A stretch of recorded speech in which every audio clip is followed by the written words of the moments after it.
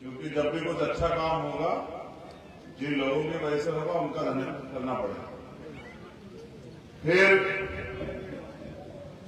जो बहुजन समाज में समय समय पे संत गुरु और महापुरुष जन्मे, जिनकी वजह से आज हम यहाँ कुर्सियों पर बैठे हैं, या फिर ये मूर्ति अनावरण करने का अधिकार या मूर्ति स्थापित करने का अधिकार हमें मिला, उन महापुरुषों को भी मैं नमन करता। महामानव तथागत बुद्ध, संत श्रोमणी सतगुरु रविदास जी महाराज, भगवान वाल्मीकि महाराज, गुरु नानक देव, संत कबीर, और उनके बाद जिन्होंने गुलाम भारत में और आजाद भारत में हम कमजोर वर्ग के लोगों को मुख्य धारा में लाने के लिए अपने बच्चों तक की कुर्बानी दी, अपने जीवन का सूत्र जो है निछावर किया। राष्ट्रपिता ज्योतिबा फूले, आरक्षण के जनक छत्रपति साहू जी महाराज, परम पूजनीय डॉक्टर बाबा साहब अम्बेडकर, महामना राजसिंह वर्मा, बाबू जगदेव प्रसाद कुशवाहा, जननायक कपूरी ठाकुर, मान्यवर दीना भाना वाल्मीकि और मेरे गुरु, मेरे आदर्श मान्यवर साहब काशीराम जी को मैं नमन करता हूं। यहाँ आज इस मंच पर उपस्थित सबसे पहले श्रद्धेय रामदास जी, श्रद्धेय रामनाथ जी, हमारे वरिष्ठ नेता रंजीत बोध जी, भाई गुरमत पाल काजला जी, जिन्होंने ये मूर्ति जो है दी है, यहाँ मेहनत कर रहे हैं इस प्रोग्राम को सफल बनाने के लिए। हमारे वरिष्ठ नेता आलोक भारती जी, विवेक सैन जी, नरेंद्र प्रधान जी, देशराज जी, मलिक जफर साहब, ओम प्रकाश प्रधान जी, और भीम आर्मी के जिलाध्यक्ष भाई रोनी, आप सबका धन्यवाद। मेरे साथ चल के आ रहे हमारे मुजफ्फरनगर के जिलाध्यक्ष जगदीश पाल जी, प्रदेश कोर कमेटी मेंबर दीपक राणा जी, यहाँ के जोन के प्रभारी नीतू गौतम जी, अमित कसाना जी, भाई निजाम चौधरी जी, पीताम्बर प्रजापति जी, हमारे प्रदेश अध्यक्ष सुनील चित्तौड़ जी, यहाँ कोर कमेटी के दो सीनियर साथी भाई आवेश अहमद साहब और जतिन जी, उनका भी बहुत बहुत धन्यवाद। मैं बहुत कम मूर्ति अनावरण के प्रोग्राम में जाता हूं, उसका एक कारण यह है कि मैंने महापुरुषों से सीखा उनका विचार।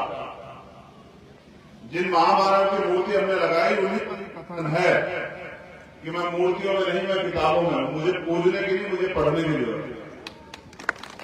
मैं धन्यवाद तो देता हूं क्योंकि ये एक अच्छा अवसर है, आपने स्थापित किया है, मेरी बहुत बहुत मंगल कामनाएं।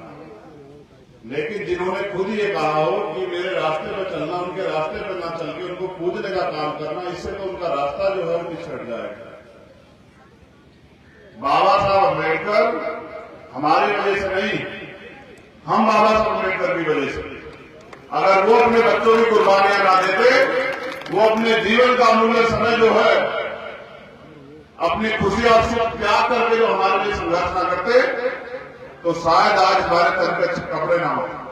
यहाँ दो वरिष्ठ साथी, पहले हमारे मंडल के जो अध्यक्ष है राणा जी, और जो दो वहां बैठे हुए हैं, वो दो महान हमारे क्रांतिकारी जो दुर्गा भाई है, मैं उनका भी बहुत बहुत धन्यवाद देता हूं। वो भी मुझे समाज के हर काम में खड़े मिलते हैं। आप मेरी बात पे गौर करें, मुझे मेरे साथियों ने एक पर्ची भी दी जिसमें उन्होंने कहा कि भाई सीओ साहब जो हैं और एसडीएम साहब कल से जांच कर रहा है, और यहाँ की जो सत्ताधारी दल है, उनकी पार्टी के वरिष्ठ नेता वो चाहते थे कि मूर्ति स्थापना ना। तो भाई उनकी सरकार है, वो अपनी तरफ से पूरा प्रयास करेंगे, उनके अधिकारी कर्मचारी पूरा प्रयास करेंगे कि आपका अपमान हो। आपको ये प्रयास करना है कि आपको अपने सम्मान की रक्षा भी करनी है, और उनको ये भी बताना है कि लोकतंत्र है, सरकारें बदलती रहती है, आज आपकी है, कल आपकी नहीं रहेगी, कल हो सकता है हमारी आ जाए, तो फिर आपको इस अन्याय का जवाब देना पड़ेगा, क्योंकि बोलने वाले लोग थोड़ा ही।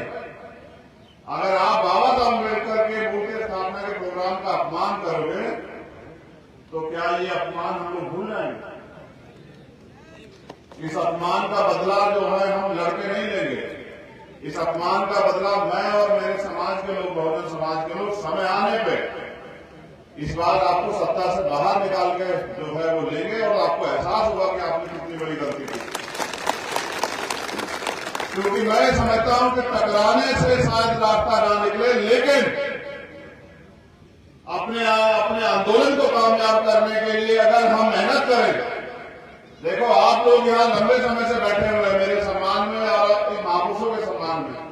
इतना ही समय अगर आप अपने समय और अपनी जो कठिन परिस्थितियां उनको दूर करने के लिए निकालें और गांव में जाकर मेहनत करिए, तो राजधानी है मेरी। आप नहीं जानते कि मीनोर हमारी राजधानी। क्या मुझे बताना पड़ेगा कि यहाँ आग उठाने से पहले भी 1000 बार सोचना पड़ता है? आपने जो है यहाँ क्रांति से जवाब दे रखा है पहले, तो आप वो भी जानते हैं, लेकिन वो सोचते हैं कि अब तो आपने काम करना बंद कर दिया, आप तो ये हिम्मतहार बैठे निराश हो गए। मैं नहीं जानता कि इसकी मिट्टी में बल है। आपने तो यहाँ से कई कई राष्ट्रीय नेता दिए, ऐसे नेता जिन्होंने दुनिया में पहचान बनाई। अगर उनको पहचान मिली तो ढिल्लोर की धरती के लिए। क्या मैं इस बात को नहीं जानता हूं? मुझे भी मेरे जैसे प्राइमरी स्कूल के हेडमास्टर के बेटे को अगर इज्जत दी, मेरे नाम बिजनौर के लोगों ने साथ साथ आकर जिला पंचायत सदस्य जिता के दिए और उन जिला पंचायत सदस्यों ने पूरा प्रयास किया कि भारतीय जनता पार्टी की सरकार को रोका जाए, उनके जिला पंचायत अध्यक्ष को रोका जाए। तो मैं उन साथियों का भी धन्यवाद देता हूं जो हमारे यहाँ नौजवान लोग नेता बने हैं, जो जिला पंचायत सदस्य बने, उनका भी मैं धन्यवाद देता हूं। मुझे अपना दर्द आपसे कहना, मेरी बहनें देखो कहां कहां बैठी, वहां छत में बैठी है, वहां दीवार में बैठी, गिर मत जाना, और उधर बैठी है वहां सामने, और उधर वहां में बहुत देर से देखना काम छोड़ के बैठी है, वहां खड़ी हुई है, ना वहां कुर्सी है ना कुछ, फिर भी बैठी हुई है मैदान में। उनको बहुत उम्मीदें हैं मुझसे और आप सब लोगों से। और मैं एक घटना आपसे बताना चाहता हूं। यहाँ जो उपस्थित नौजवान हैं, अगर वो वास्तविकता मुझसे प्यार करते हैं, अगर वास्तविकता में वो कुछ करके दिखाना चाहते हैं, तो मेरी इस बात पर गौर करना। और अगर आप इस बात पर गौर नहीं करते तो बाकी जय भीम के नारे लगाने से कुछ नहीं आगे बढ़ने वाला। आप बहुत जय भीम के नारे लगाते हैं, मैं आपकी क्षमता को भी जानता हूं कि आप भूखे प्यासे रह के भी इस आंदोलन को अपने खून से सींच रहे हैं। मैं ये भी जानता हूं कि क्रांति और आजादी खून मांगती है, और मुझे गर्व है कि आप लोग अपने खून को भी जो है निछावर करने के लिए तैयार है सम्मान के लड़ाई में। मैं जानता हूं कि क्रांति खून मांगती है, तो हम भी बाबा साहब अम्बेडकर माननीय काशीराम साहब के आंदोलन को अपने खून से सींचेंगे। और जब तक बाबा साहब अम्बेडकर माननीय काशीराम साहब का सपना पूरा नहीं होता, हम भी चैन से घर नहीं बैठेंगे, हम भी चैन के साथ नहीं लेंगे। लेकिन मुझे आपसे जो कहना है, अगर आप उसको सुन के और उस पर अमल नहीं करते हैं, तो फिर मेरा बोलना, आपका स्वागत करना सब बेकार है। आज आपने काम छोड़ा, कुछ लोगों ने अपनी मजदूरी छोड़ी, कुछ लोगों ने अपने खेत का काम छोड़ा, कुछ ने अपनी नौकरी से छुट्टी ली। आपने इतना अच्छा मंच सजाया, लेकिन आप अगर मेरा दर्द नहीं सुनकर, मेरे दर्द से मुझे जो है निजात नहीं दिलाते, मेरे दर्द को कम नहीं करते, तो फिर ये लड़ाई अधूरी। मैं अभी गया था दमोह पड़ता है मध्य प्रदेश में, राजस्थान के बॉर्डर से बिल्कुल लगभग लगा हुआ। जब मैं वहां गया, क्योंकि वहां 3 शेड्यूल कास्ट के दलित समाज के लोगों की हत्या की गई। ये आजाद भारत है, सबको न्याय सबके लिए जन्मसिद्ध अधिकार है, लेकिन वहां 3 दलित समाज के लोगों के, एक परिवार के लोगों की हत्या की गई। क्यों की गई? उनका कुछ जमीनी विवाद था। सरकार में बैठे हुए लोगों को, वहां भी सरकार उनकी है, उनको लगता है कि भाई ये दलित समाज के लोग, पिछड़े वर्ग के लोग, माइनॉरिटी के लोग तो कीड़े मकोड़े की हत्या करोगे तो कुछ सजा वजह तो होगी नहीं। तो वहां हत्या तब तक मारा गया, गोली मारने के बाद तब तक कुचला गया पत्थर से, जब तक सांस नहीं खत्म हो गए। इतना दर्द। मैं दमोह से लौट रहा था, मेरा प्लेन जिस समय दिल्ली लैंड करा तो मेरे फोन पे एक मैसेज था, और वो मैसेज ये था कि राजस्थान में ओम प्रकाश बैगर नाम के एक दलित समाज के बच्चे ने सुसाइड किया। सुसाइड क्यों किया है ये आपको बताना है, और सुसाइड करके उसने सुसाइड करने से पहले उसने क्या संदेश दिया समाज को, ये आपको बताना। उसने सुसाइड इसलिए किया कि उसके पिताजी के साथ अपमान हुआ। उनके पिताजी ने जो फसल लगाई, ताकतवर लोगों के सारे पे उनकी फसल खराब की गई, उन्होंने विरोध किया गया तो उनको पीटा गया। और वो बेटा जो है वो मुंबई में जॉब करता है। वो आया था अक्टूबर में अपने मकान बनवाने के लिए, लेकिन जब एक बेटे के सामने उसके पिता को पीटा गया, आप सोचो जितने लोग यहां बैठे, अगर आपके सामने चाहे आपका शरीर मुट्ठी भर का, लेकिन अगर आपके सामने आपके पिता को पीटा जाएगा तो क्या आप सह पाओगे? मैं इन पुलिस के साथी से पूछना चाहता हूं, अगर आपके सामने आपके पिता को पीटा जाए तो सह पाओगे? कोई बेटा नहीं सह सकता।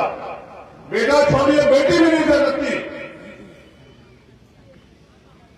उनको पीटा गया क्योंकि हर बेटे के लिए उसका पिता हीरो होता, आदर्श होता। मेरे लिए भी मेरे पिता हीरो। मैं जितने बाबा साहब अम्बेडकर का सम्मान करता हूं, उससे थोड़ा सा कम अपने पिताजी का भी सम्मान करता हूं, क्योंकि मेरे पिताजी ने भले ही मुझे पैदा किया, लेकिन जीने का अधिकार और सम्मान से जीने का अधिकार मुझे बाबा साहब अम्बेडकर ने दिया। तो जब उनको पीटा गया तो वो थाने गए। तो ये घटना है राजस्थान की, जिला अजमेर। जब वो थाने गए तो पुलिस ने उनको भगा दिया। कह रहे हैं न्याय सबके लिए समान, और थाने से बने रहे कि वहां न्याय मिलेगा। अगले दिन वो फिर गया, पढ़ा लिखा था, उसने कहा अगर आप नहीं सुनोगे तुम कोर्ट जाएंगे, तो उनकी एफआईआर लिख ली गई। लेकिन एसएचओ साहब उनसे कहते हैं कि आपकी एफआईआर तो लिख रहे, लेकिन अगर फैसला नहीं करोगे तो एक मुकदमा आपके खिलाफ भी लिखा जाएगा। उनकी गिरफ्तारी होना वो आपकी गिरफ्तारी कर देगा। और हुआ भी ऐसा है। उनका मुकदमा लिखा गया 25 तारीख को 3:30 बजे 3:18 में उनके खिलाफ मुकदमा लिखा गया चोरी का 5:29 में, 2 घंटे के बाद। और फिर सारे अधिकारी मिलकर इससे उस परिवार से कहते हैं कि फैसला कर लो, वरना तुम्हारा चालान करके पहले तुम्हें जेल भेजेंगे। 24 तारीख से 1 तारीख तक 7 दिन में बच्चा इंतजार कर कि उसके पिता को न्याय मिलेगा। फिर वो एक सुसाइड नोट लिखा। उस सुसाइड नोट में उसने लिखा कि मेरे माता पिता ने मुझे पाल पोस के इतना बड़ा किया, आज मैं उनका आत्मसम्मान भी नहीं बचा पा रहा हूं। मुझे शर्मिंदगी महसूस हो रही है अपने पिता के सामने जाने में। मैं समझता हूं कि आत्महत्या करना गलत है, लेकिन फिर भी मैं आत्महत्या कर रहा हूं क्योंकि मुझे न्याय की उम्मीद नहीं।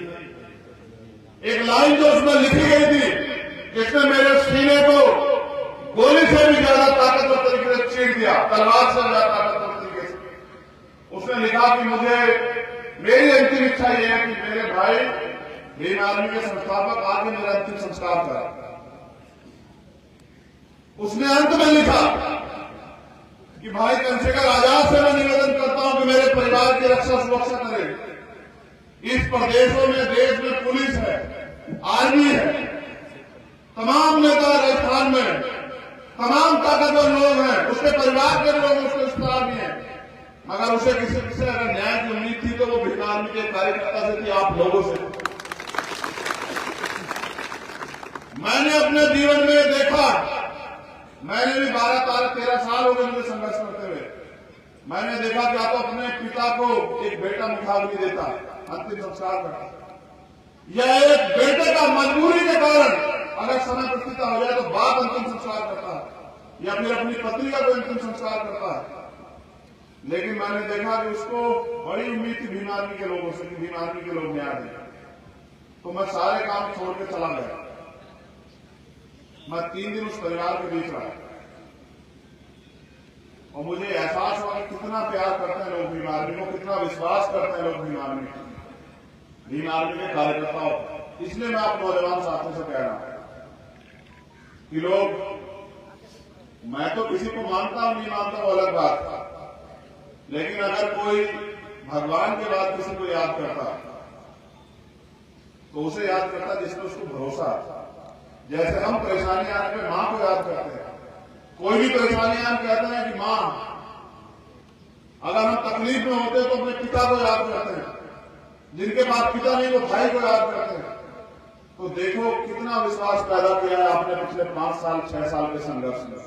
मैं भीम आर्मी के कार्यकर्ता उनके नेताओं को सबको जो है क्रांतिकारी जय भी करता हूं कि आपने जो है मेरे जैसे गरीब से लोगों को इतनी ताकत दी कि लोग उम्मीद करते। तो मैं यहां आया, मैं सरकार के लोगों से भी कहूंगा कि इतना ही सताइए मेरे लोगों को कि ये खड़े ना हो। अगर ये खड़े हुए तो आपको याद है कि 2 अप्रैल को ऐसा जो है जलवा दिखाया था कि फिर जो है देश के प्राइम मिनिस्टर भी रुके थे और देश की सुप्रीम कोर्ट भी। इतना ही सताइए कि ये स्वाभिमान सम्मान की लड़ाई में खड़े न हो जाए। अगर ये खड़े हुए तो आपको आपकी हैसियत का अंदाजा जो है चंद घंटों में लगा देंगे, इतना मुझे भरोसा है लोगों को।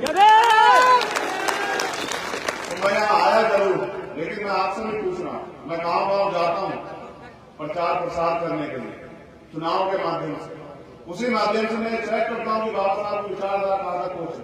लेकिन मैं आपसे पूछना चाहता हूं, मेरी माए बहनें भी यहाँ हैं, आप ईमानदारी से अपने दिल पे हाथ रखकर बताओ क्या चुनाव के बीच बाद भी कोई आपके बीच आता है ये पूछने के लिए कि आपके घरों के हालात कैसे हैं, आपको रोटी मिल रही है मिल रही है, आपके घर में आपके अच्छे मकान है या नहीं है, आपको रोजगार मिल रहा है नहीं मिल रहा है, आपके साथ जुड़ जाते हैं अत्याचार तो नहीं हो रहा, आप अपने बच्चों की शादी कैसे कर रहे हैं, आपके बच्चे पढ़ कहां से रहे हैं, फीस कहां से ला रहे हैं, इलाज कहां से करें, तो पूछने आता है क्या? बताओ, मेरी मां यहां भी बैठी है, आता है क्या? उन लोगों के लिए आप सिर्फ वोटर हो, आपके पास एक ताकत दे गए बाबा साहब अम्बेडकर, करोड़ों रुपए से भी महंगी एक ताकत जिसे हम वोट कहते हैं। उनका आपका रिश्ता वोट का और मेरा आपका रिश्ता खून का।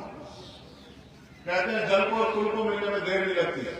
मैं आपसे कहने आया कि उनको आपकी वोटों की जरूरत है, मुझे आपकी ताकत की जरूरत है, क्योंकि मैं ये उदासी और गरीबी और परेशानियां आप अपने गांव का सर्वे करा कर देखो कि कितने गांव में ऐसे गांव लोग होंगे जिनके घरों में प्लस्तर नहीं है। आज भी ऐसा आजाद भारत में करोड़ों लोग भूखे पेट सोते हैं, करोड़ों लोग बिना छत के सोते हैं, हजारों लोग रोज बिना इलाज के मर जाते हैं। मैं पूरे देश को देखता हूं, पूरे देश में संगठन है, कहीं पे बिना इलाज डिलीवरी करनी पड़ती है और कहीं पैसों कमी कारण मरने के लिए छोड़ देते हैं सरकार के लोग, डॉक्टर्स को छोड़ देते हैं। मैं सोचता हूं कि उनके चेहरों पे हंसी कब आएगी। मैं जब देखता हूं कि वो गरीबी में परेशानी में अगर रोटी भी नहीं है, आटा भी नहीं है, तो किसी तरह से कम रोटी खाकर अपने परिवार को चला रहे। अगर सुविधाएं भी नहीं है तो बिना सुविधाएं के नहीं बोल रहे, चुप है। लेकिन फिर मैं आपको बताने के लिए आऊं कि आपकी चुप्पी उन लोगों के लिए समर्थन बन के उनको लगता है कि ये इसी तरह मरना चाहते हैं। मां भी तब तक दूध नहीं पिलाती जब तक बच्चा रो नहीं पड़ता। जब बच्चा रो पड़ता है तब मां को एहसास होता है कि बच्चे को भूख लगी है, वरना वो अपने काम में लगी रहती है। मैं आपको कह रहा हूं कि आपको बोलना पड़ेगा, आपको आज से आप मिलाके इनसे सवाल पूछना पड़ेगा कि 72 साल हो गए इस देश में लोकतंत्र आए, 75 साल हो गए हमें आजाद हुए, आज भी हमारे लोग इस जुल्म जाति अत्याचार को क्यों सह रहे हैं और सह रहे हैं तो ये सरकारें किसके लिए है।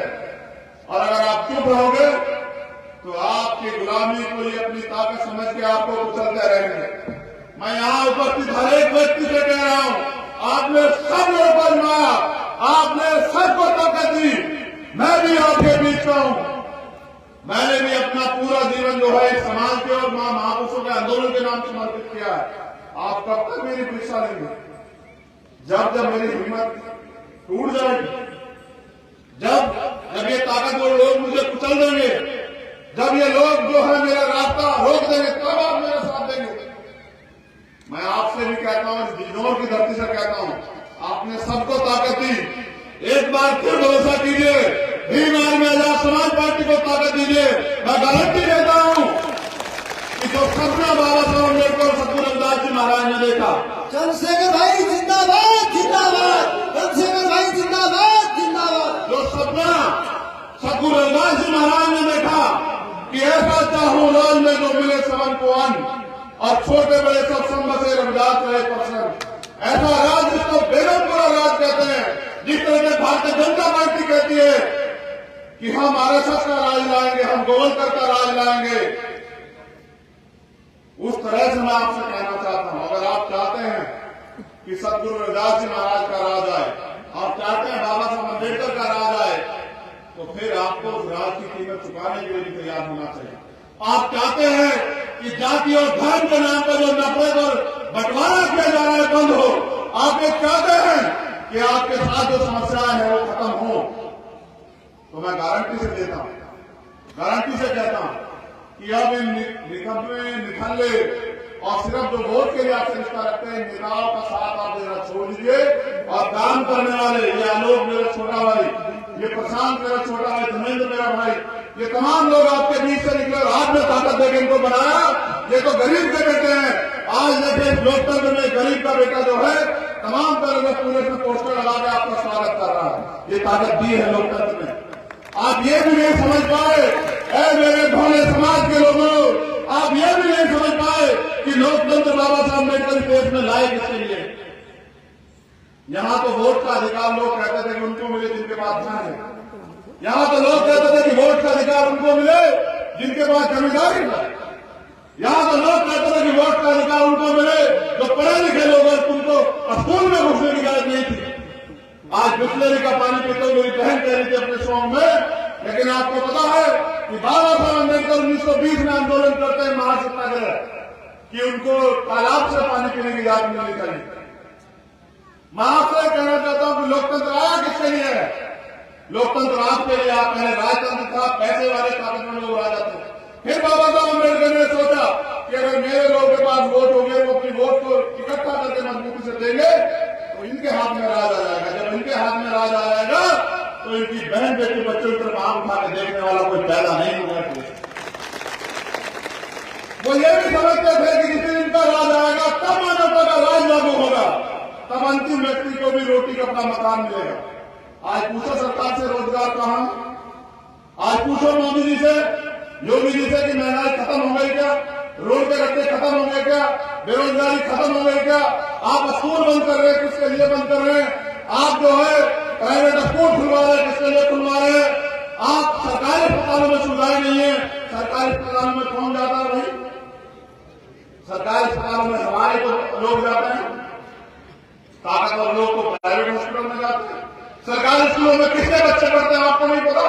सरकारी स्कूल में हमारे बच्चे पढ़ते हैं, इसलिए हमें वो खाना देते हैं।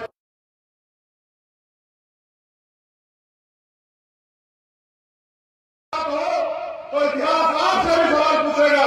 कल आने वाले कल में जब आपके सारे अधिकार खत्म हो जाएंगे तो इतिहास आपसे पूछेगा जब कारवा लूट रहा था तो आप लोग वहां। बाबा साहब अम्बेडकर ने अपने 4-4 बच्चे कुर्बान किए, रास्ता नहीं बदला। तो हम अगर थोड़े से स्वार्थ में किसी की बातों में गुमराह होगे, अगर गद्दार को या गलत आदमी को वोट देते हैं तो हम अपने आने वाले नस्लों के अधिकार को कुचलने का काम करेंगे। हमारी वोट लेके वो हमारे रास्ते बंद कर रहे हैं। आपको ये तय करना है कि अपने बच्चों के लिए क्या छोड़ने जा रहे थे इसमें। आप ये भी सोचो, आरक्षण खत्म किया